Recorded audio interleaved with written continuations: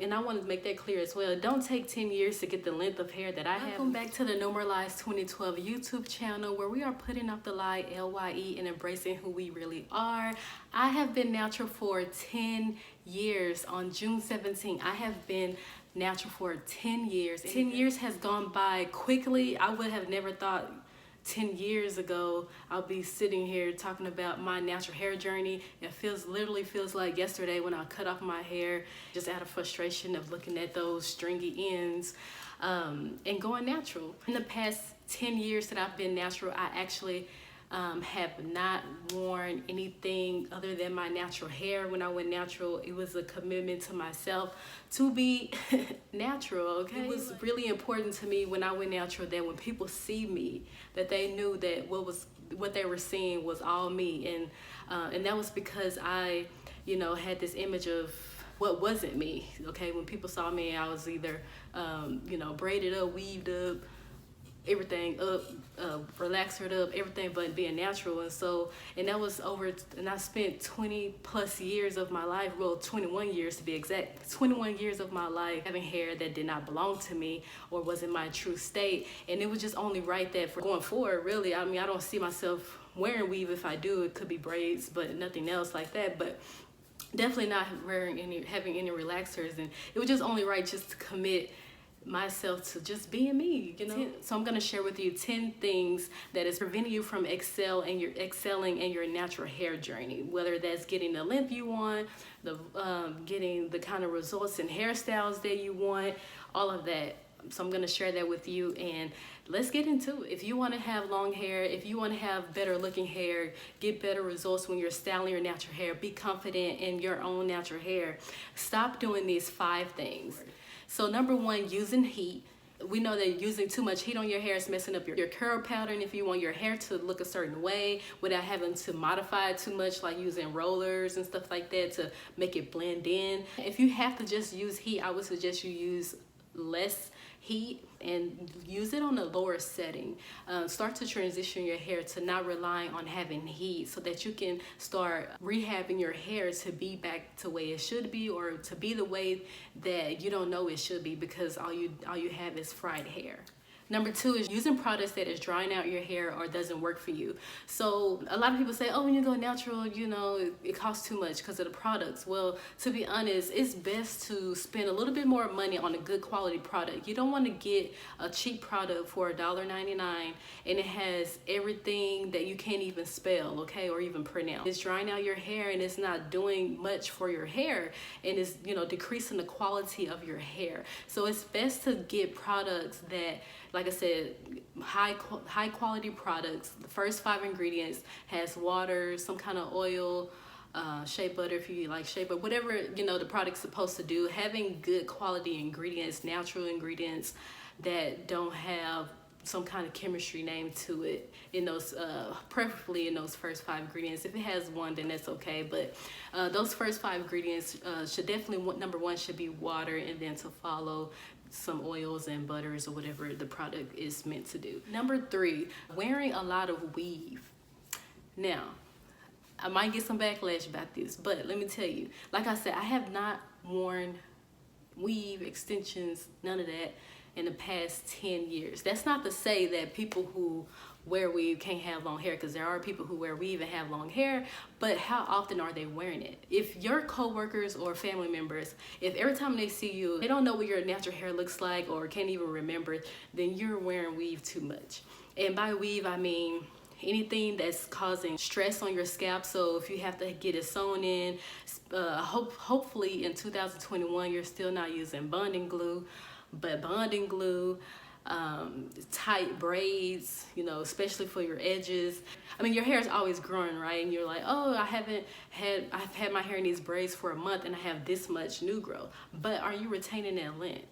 Or what are you doing to retain that length? If you're just putting it back up in those braids and just wearing braids, and then what happens? Then you're like, oh, my hair is coming out, because you're not giving your hair time to breathe and live in its own natural state. Like, wigs is not too bad as long as you're doing a proper hair care underneath the wig, and not wearing wigs that are causing friction to your scalp, or your edges, like lace or anything like that. But those headband wigs that I've been seeing, those look like they're comfortable to wear, and you know, as long as you're giving your hair time to actually breathe and not be, you know, just I don't know, just in hiding in jail. Like, why are you putting your hair in jail? And again, I am saying for people who are wearing weave a lot, meaning that wearing weave is a full-time job.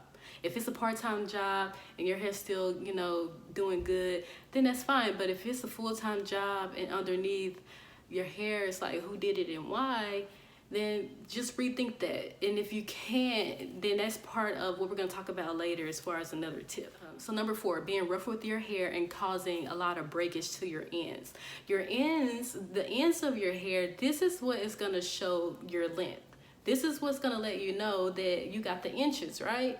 And so if you're like being rough with it and like combing it on dry, or brushing your hair on dry hair and just causing all kinds of breakage, you're not going to see any healthy hair.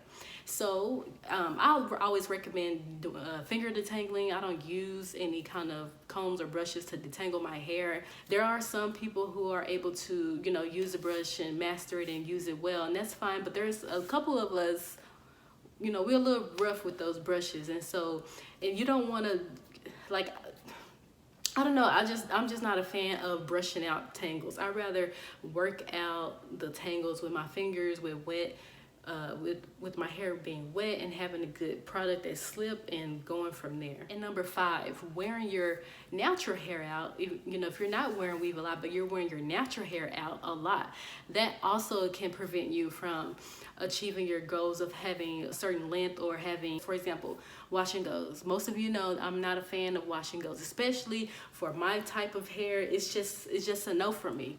It's just a straight up no for me. I could probably do a wash and go for 1 to 2, maybe even 3 days without any tangles, maybe. But after that, it's time to wash your hair again and do it all over. And that's just too much. That's just too much.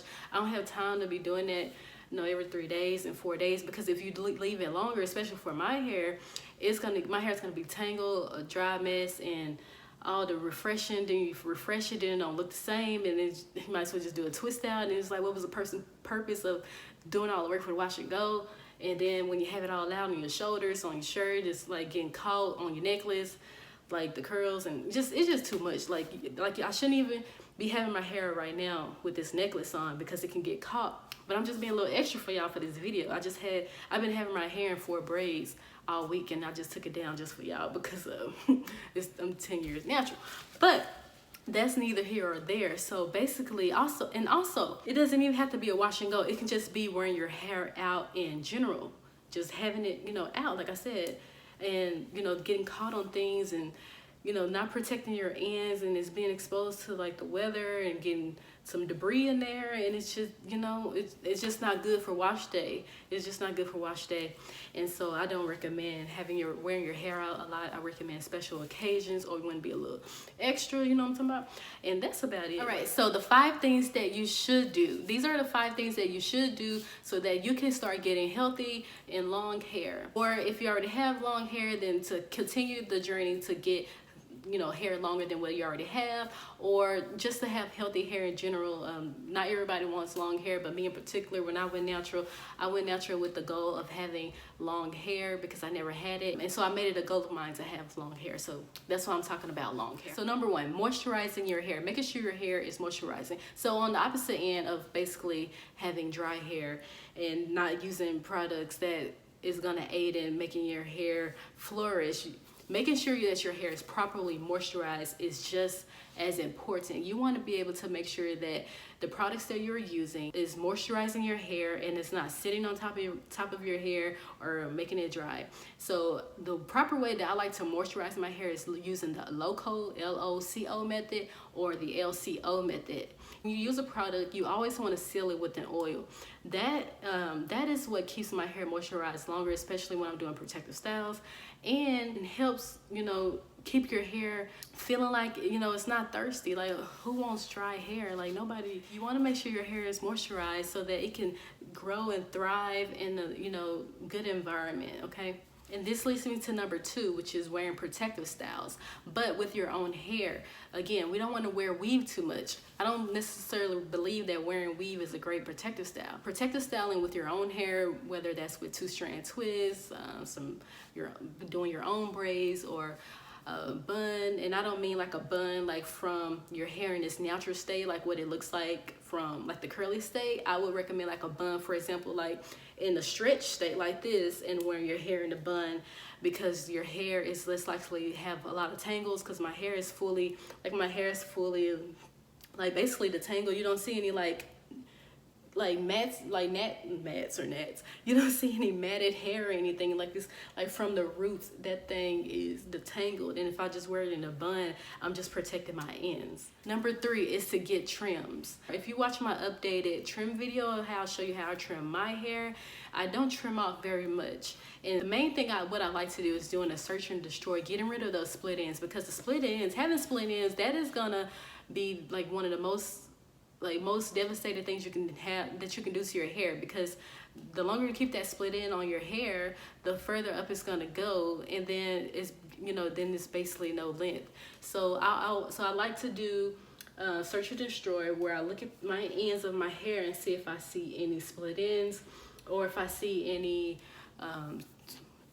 single strand knots, because those get caught on other strands of hair, and then it becomes a mess with the tangling, or getting it out. So you want to make sure if you see like a single strand knot on one of your ends, just go ahead and cut it out. Number 4, I talk about this a few times on my channel, making sure that you take care of your body on the inside, so that if you take care of your body on the inside, and then when your hair it grows out healthy, so that you can make sure that you're going to achieve the healthiness of your hair that you want, as well as the length. So I'm on a health challenge right now, and if you're joining me, I hope you're doing well in the journey. So we're in week 2 right now of our health journey. So you want to make sure your body on the inside is good, because just in case there's a medical issue that may be wrong with you. I'm not a medical doctor, by the way, but most ways you can help medical issues is with your diet, improving your diet. I've been going to get my labs checked, and based off my last video I had with my health update, and I'll link that down in the description below, my health has improved. I had deficient vitamin D, which causes hair loss as well as iron.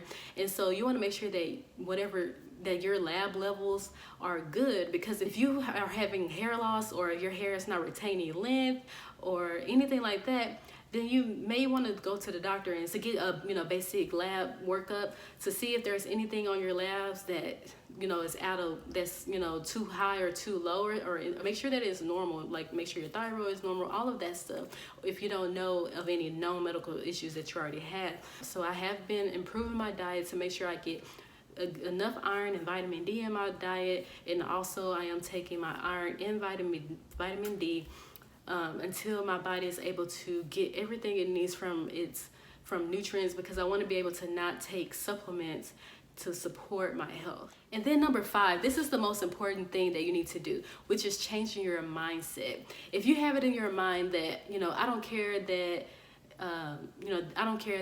this natural hair person say do this natural hair person say do that to get long hair, or to have healthy hair, to get my hair to look like this kind of way from this hairstyle, I don't care what they say, my hair is still gonna be like this, or it's still gonna be it's still not gonna turn out that way, it's still not gonna be long. If you don't think in your mind that you're gonna have long hair, if you don't see it in your mind, if you don't claim it for yourself, then it won't happen. I was in this webinar, and this woman had mentioned in the webinar, she said, if you don't see it in your mind, then it can't be created. So basically, if you don't see having long hair, healthy hair in your mind, then you can't create it. You can't do the things that I'm suggesting to you, that anybody else is suggesting to you. You can't create that long hair for yourself. So it all starts in your mind. Like I said, when I first went natural 10 years ago, I saw in my mind that I was gonna have long hair. I just believed in my heart, and I saw it that I was gonna have long hair. And from day one, even with my 4 inches of hair, I knew I was claiming it then. I was like, I was walking out with my 4 inches, and I knew I was, popping, and I knew I was gonna have long hair. And so I just treated my hair as I was doing the things that I'm doing, that I've told you in my past tip videos. In this video, I've done those things you know, regardless to my hair length, I didn't say, oh, okay, when my hair get like this long, then I'm gonna start doing it. But no, you do it now. You create the foundation now so that you can see everything that you've done, everything, you know, that you've done over time. You can reap the benefits of it. You know, I just literally feel like I woke up and boom, my hair was long. I mean, of course it took some years. I'll say it took me about 3 to 4, it took 4 years to get actually waistline hair, but it doesn't take like, and I want to make that clear as well, it don't take 10 years to get the length of hair that I have. And you can check my updated length video for what my hair length is right now. I can just do a little bit for y'all for the new ones. And I'm a little tacky today, so don't judge me. Let me do the back. Y'all just supposed to see the top half, okay? All right. So it don't take 10 years to get this length. I've been maintaining this length that I have now for about 2 to 3 years. So, and I'm on a journey to go ahead and start moving it past my butt. Basically, what I want y'all to know is that if you think it in your mind, if you see it in your mind, if having long hair or having waistline hair, whatever the goal is, if that's in your mind, you do the steps to create that is what's in your mind, then you would get there. I don't know how long it's gonna take you, but you will get there. Long as you're long as you follow, you know, the necessary steps, what I've mentioned in this video, my past videos, and what some other YouTubers, what you might get from other YouTubers. Anyway, so I hope y'all enjoyed this video. I hope y'all, you know, take the 10 things I mentioned in this video and implement some of them if you aren't implementing them already. Let me know in the comments how many years have you been natural. At least 50% of y'all who voted in the poll have been natural for 5+ years.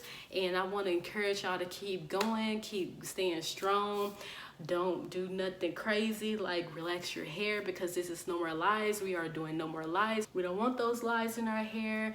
For the newbies, I want you to be confident and think in your mind, see it in your mind, the length that you want for yourself, and be confident that you're gonna get there, and that you're gonna and you don't have to, you know, feel like that, oh, it's gonna take so much time. Like I said, it doesn't take long. Most of us don't see our length because our shrinkage, you know, shrinks up so bad. But anyway, so I thank y'all for watching this video.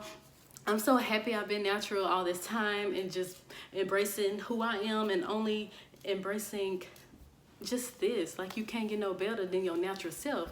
Like, when you set the foundation for this, then you can only go up from there. So I encourage y'all to keep going on this natural hair journey. Share below what tip that you're gonna implement in your natural hair journey that you feel will help you the most.